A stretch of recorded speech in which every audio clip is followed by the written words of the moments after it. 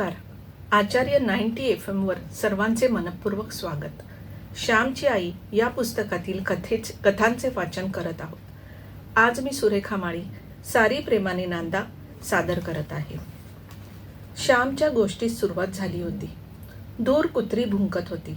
वडार लोक उतरले होते. त्यांची ती कुत्री होती.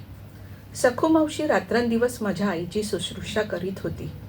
ती जणू उपजत शुश्रूषा कशी करावी याचे ज्ञान घेऊन आली होती. जन्मजात परिचारिका ती होती. आईला स्वच्छ असे अंथरूण तिने घातले. स्वतःच्या अंथरुणावरची चादर तिने आई खाली घातली. उशाला स्वच्छ उशी दिली. एका वाटीत खाली राग घालून थुंकी टाकण्यासाठी ती आईजवळ ठेवून दिली. तिच्यावर फळीचा तुकडा झाकण ठेवला. दररोज ती वाटी मावशी स्वच्छ करीत असे. दारे लावून आईचे अंग नीट कडक पाण्यात टॉवेल भिजवून तो पिळून त्याने पुसून काढी. तिने बरोबर थर्मामीटर आणले होते. ताप बरोबर पाही.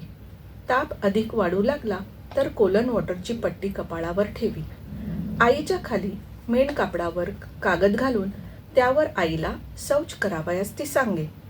तो कागद मग ती काढून घेई व दुसरा घालून ठेवी. आईची जितकी काळजी घेणे शक्य होते तितकी ती घेत होती. आईला ती भात देत नसे. तिने रतिबाचे दूध सुरू केले. सकाळी विरजलेले दूध रात्री ढवळी व रात्रभर विरजलेले दूध सकाळी ढवळी. ते गाळून घेई, नाही तर त्यात लोणी यावयाचे. असे ते अधमुरे ताक मावशी आईला द्यावयाची. येताना तिने मोसंबी आणली होती. पुरवून पुरवून त्याचा रसही ती देत असे. साऱ्या जन्मात आईची कधी व्यवस्था नव्हती अशी मावशीने ठेवली होती. साऱ्या जन्मात हाल झाले, परंतु मरताना मावशीने हाल होऊ दिले नाही. मावशी म्हणजे मूर्तिमंत कळकळ व सेवा, अत्यंत निरलस व व्यवस्थित. ती मथीसारखी म्याव करते आहे. तिला आज भात नाही का रे घातलास? आईने विचारले. आईच्या आवडत्या मांजरीचे नाव मथी होते. मथी दुधाणीला कधी तोंड लावित नसे. तिला थेंबर दूध घातले म्हणजे पुरत असे. मोठी गुणी मांजर. आई आजारपणात त्या मांजरीचीही चौकशी करीत असे. अक्का तिला भात घातला, परंतु ती नुसती तोंड लावे. दुधा तुपाचा भात, परंतु तिने खाल्ला नाही. खाल्ला असेल उंदीर बिंदीर, मावशी म्हणाली. नाहीतर पोटबीट दुखत असेल तिचे. मुकी बिचारी, बोलता येत नाही, सांगता येत नाही, आई म्हणाली. आईचे दुखणे वाढतच होते. दुखण्याचा पाय मागे नव्हता, पुढेच होता. मुंबईहून मोठा भाऊ 4 दिवसांची रजा घेऊन घरी आईला भेटावयास आला होता. नुकतीच त्याला नोकरी लागली होती. रजा मिळत नव्हती. मोठ्या मिन्नतवारीने 4 दिवसांची रजा मिळाली.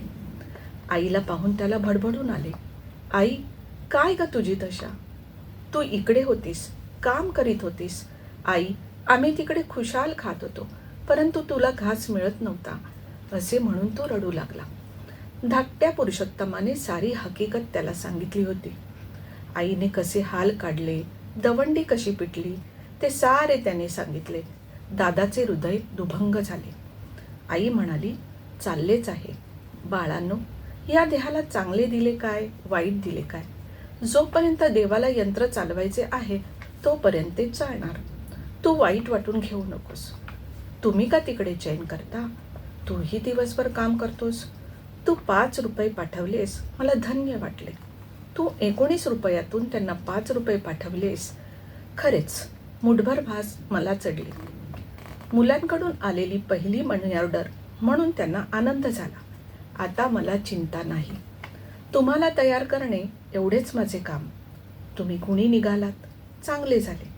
तुम्हाला पैसे मिळवत वा न मिळत तुमच्याजवळ गुणांची संपत्ती आहे.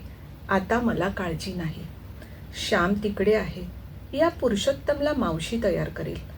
एकमेकांना प्रेम द्या. परस्परांस विसरू नका. आई जणू निर्वानिरव करीत होती. आई, मी येथेच राहू तुझ्याजवळ? राहू का? काय करायची नोकरी? आईची सेवा हातून होत नसेल तर नोकरी कशाला?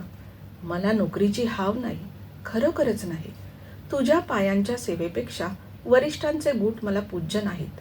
आई, तुझे पाय, तुझी सेवा यातच माझे कल्याण, माझे भाग्य, माझा मोक्ष, माझे सारे काही आहे.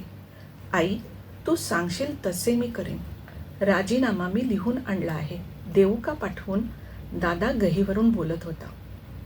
आई विचार करून हळूच म्हणाली, गजू, सध्या सखू मावशी येथे आहे.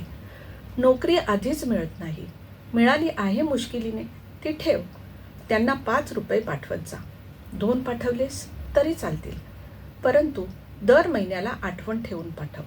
त्यांच्या सेवेत माझी सेवा आहे. मी इतक्यात मरत नाही, तितके माझे भाग्य नाही. झिजत झिजत मी मरणार. फारच अधिक वाटले तर पुन्हा तुला बोलवून घेईन हो बाळ. दादा परत मुंबईस जावयाच निघाला. अभागी श्यामप्रमाणे अभागी गजानन निघाला. आईचे हे शेवटचे दर्शन अशी त्याला कल्पना नव्हती. आईच्या पायांवर त्याने डोके ठेवले.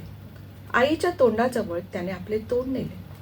आईने त्याच्या तोंडावरून डोक्यावरून आपला कृश हात, प्रेमाने थपथपलेला हात, तो मंगल हात फिरवला. जा बाळ, काळजी नको करू. श्यामला मी बरी आहे असेच पत्र लिहा. उगीच काळजी नको त्याला.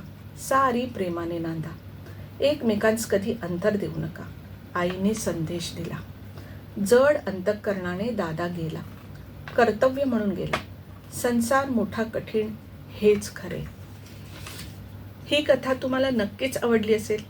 मी सुरेखा माळी तुमची रजा घेते. तुम्ही ऐकत रहा आचार्य 90 FM, your on radio. Thank you.